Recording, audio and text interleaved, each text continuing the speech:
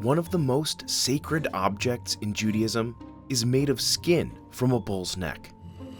It's called Tefillin, and it's an ancient custom to connect hands, hearts, and minds with God. Each black box contains scrolls that must be written by hand. It's done the same way it was done 3,300 years ago. Throughout history, Jews have been persecuted, forcing them to sometimes wear tefillin in secret. But demand has soared since the latest war in Israel and Gaza that erupted on October 7th. Mostly from less religious Jews. I think it's important for me to be here. Including Israeli soldiers headed into battle. Now, traditional workshops can't make tefillin fast enough. So what does it say inside these little boxes? And why are so many people trying to get their hands on them? We went to Israeli workshops to find out how this ritual is still standing.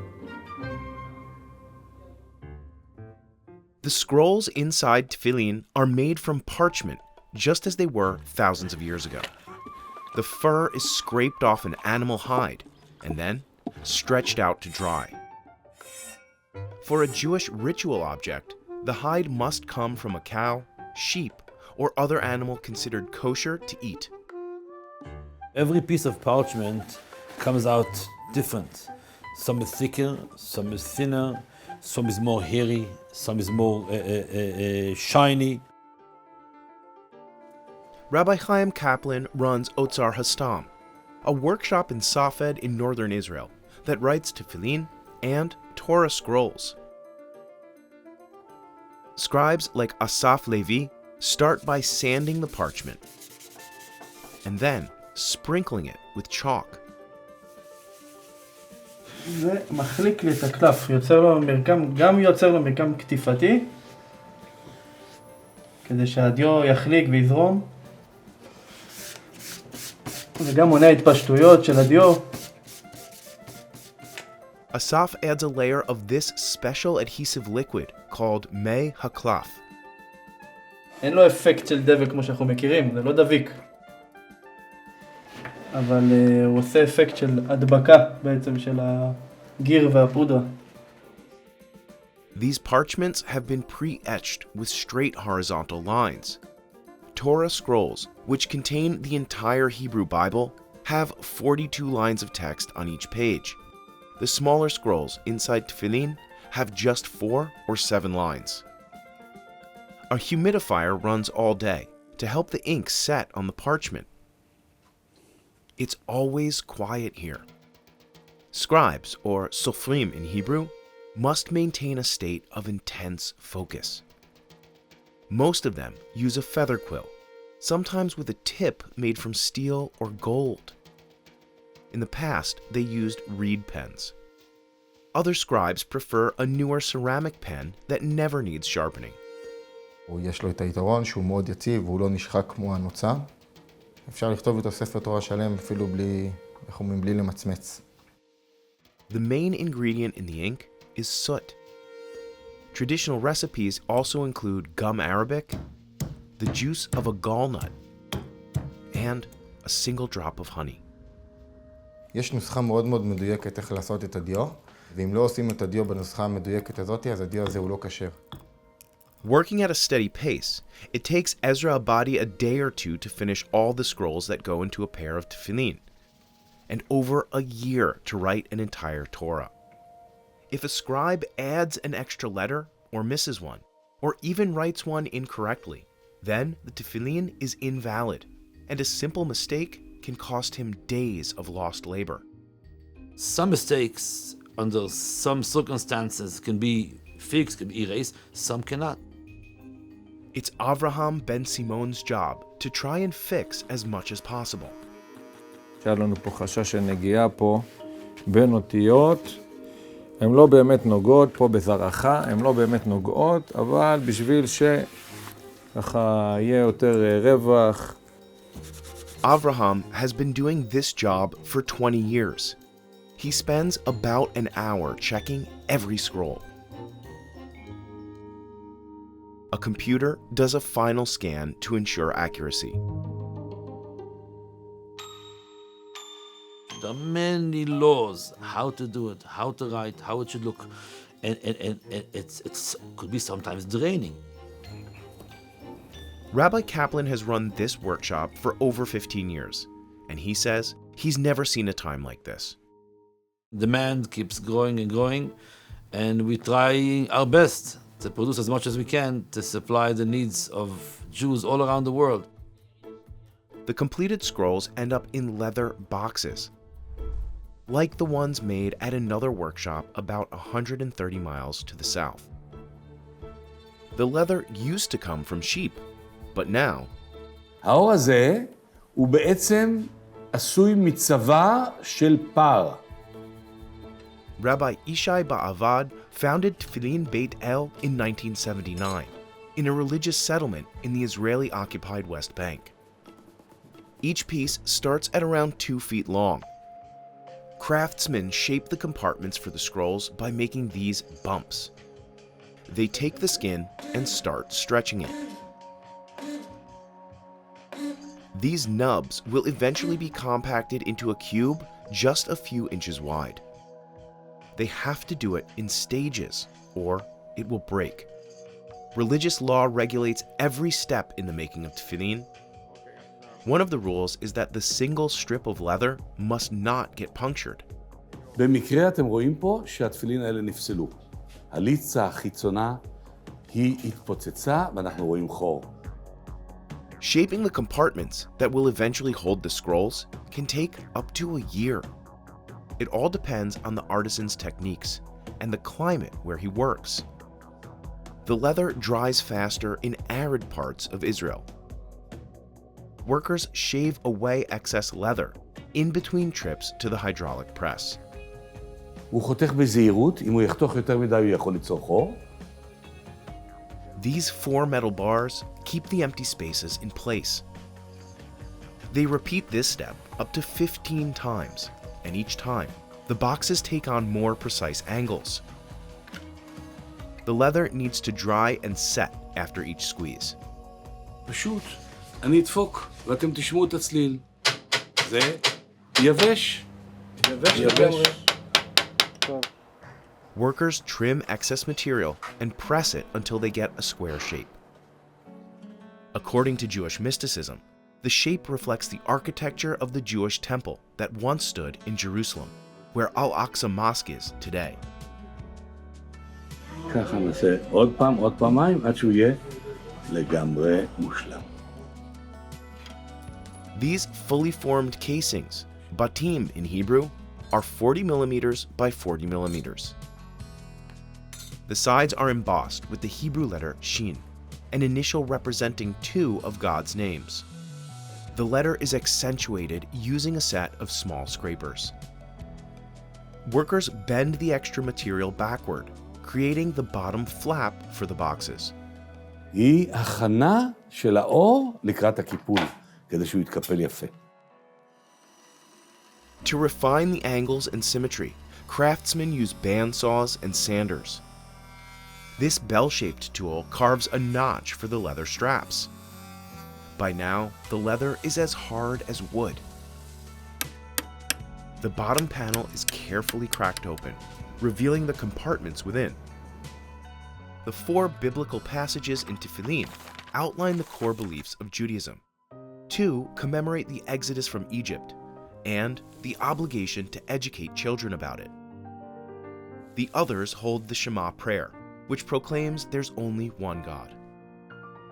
The passages are written on a single long scroll for the arm tefillin and 4 separate scrolls for the head. Workers tie both parts with calf's hair and sew the boxes shut with sinew from the lower leg of a cow. Once the scrolls are placed inside, they're only removed every few years to make sure the letters haven't smudged or broken. They airbrush the batim with a coat of black paint to match the color of the straps in the next step. Black absorbs all colors and doesn't reflect any back. According to tradition, this represents how God exists throughout the universe without any divisions or separations. The straps are usually 2 to 3 feet long, enough to wrap around a person's arm at least 7 times, a number that represents completeness in Judaism. According to religious law, men over the age of 13 are supposed to bind tefillin every weekday. The earliest evidence of tefillin comes from the Dead Sea Scrolls, dating as far back as the 3rd century BC. But the details of how to make and wear them are said to have been passed down orally from Moses at Mount Sinai. Other sources indicate that the practice emerged during the 2nd century BC when the Jewish Maccabees were at war with occupying Syrian Greek forces. Several empires outlawed Jewish practices, including tefillin. Later, when praying with them wasn't technically illegal, it had fallen out of popularity. For most of modern history, wearing tefillin was a practice mainly observed by the most religious Jewish sects. It took a war to change that nearly 60 years ago. Israel Defense Forces have taken necessary steps to meet all eventualities. In 1967, tensions between Israel, Palestinians, and surrounding Arab states were at an all-time high. A month before the Six-Day War started, the leader of the Chabad Hasidic movement in New York urged his followers to help others put on tefillin. Und damit ist wird mikuye, als wie schaftem Wetter bejatzichem, als eben in Eretz Yisrael werden sitzen dort sicher. He said they would provide Israel with spiritual protection. הם יצאו לרחובות לשכנע את העוברים ושבים להניח תפילין כדי להציל את העם ולהטיל אימה על אויבינו. Israeli forces captured East Jerusalem in June 1967, including the walled Old City, which has sites sacred to Muslims, Christians, and Jews. This area is controlled by Israel to this day and remains a contentious flashpoint. And today's ongoing fighting with Hamas in Gaza pushed many Israeli soldiers to seek out their own pair. I cannot tell you how many soldiers going into Gaza said to me, I'm not going into Gaza without tefillin. Right. I was shocked. Just like in 1967, rabbis and yeshiva students have increased outreach to Jews around the world who have never worn tefillin. It's like a Jewish blood pressure, exactly. The rabbi who ignited the tefillin revival died in 1994. But many of his followers regularly make the pilgrimage back to his synagogue in New York City.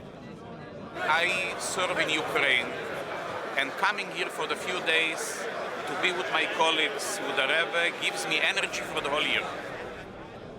Over 5,000 rabbis from the Chabad Lubavitch movement gather each year in Crown Heights, Brooklyn, for an international conference of shluchim, the Hebrew word for emissaries, including Rabbi Kaplan, who oversees the Scribes workshop in Safed. He said that these rabbis from around the world are his biggest customers. Rabbi Avraham Rappaport lives in New Jersey. He makes TikTok and Instagram posts about Judaism. I feel like there's a renaissance, there's an awakening of this Jewish soul. You can be in America and protect and bring a blessing to a Jew on the other side of the world. So tefillin's a good way to start. A 2023 survey of these rabbis, representing thousands of international Jews, found that almost every single one of their congregations had witnessed an increase in traditional observance since October 7th. Yesterday I picked up 6 pairs of tefillin, new pairs of tefillin for people who have committed to put on tefillin every day.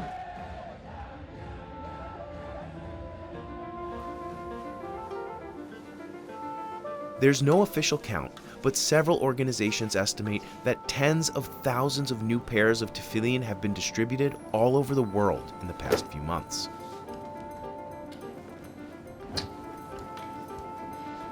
By the way, this is a pair of tefillin ordered yesterday on the way to Manhattan, New York, being shipped now. At the same time, scribes across Israel have been called up for military duty, and others have found it hard to stay focused. I have a couple of scribes who couldn't write. After the attack on Simchat Torah, they couldn't come to work, or they came and said, I'm sorry, Rabbi Kaplan, I can't write. My head is somewhere else, and I'm making mistakes and just wasting my time. So there's a growing backlog, even as the orders are rolling in. A pair of tefillin can cost from $450 to over $2,500. But as scribes do their jobs, Rabbi Kaplan has lost an important source of income: tourism. People come here for the good breathe and for the spiritual air that there is here. This hilltop city is one of the 4 holiest cities in Judaism. It has undergone much change over the centuries, amid war and population shifts. It's now almost completely Jewish, after its Palestinian population fled or were driven from their homes in the 1948 war. And once again, the shadow of war has fallen over the city the last few months, as the fear of rockets from Lebanon has left the streets empty. This is usually full of tourists. Look, it's locked, it's empty. There's nothing here, nothing happening. The visitor center attached to Rabbi Kaplan's workshop is also empty. This center was a vibrant visitor center, and since October 7th, we had no visitors. But it's filled with reminders that Jews have kept their faith in tough times before. These are really tiny old set of tefillin, which people say they were able to actually hide and use during challenging times. If it's during the Holocaust or communist Soviet Russia, they were able to hide them in their pockets and use them every day. Rabbi Kaplan believes that struggles push believers to search for meaning in life. People are seeking and searching for some connection to something greater, bigger than what we just see around us, which is so shaky. He says that the practice of tefillin is a statement of faith in God, but that it's people who have the power to make things better. This is a reminder we have through our command of tefillin, and this is a reminder which belongs to every human being.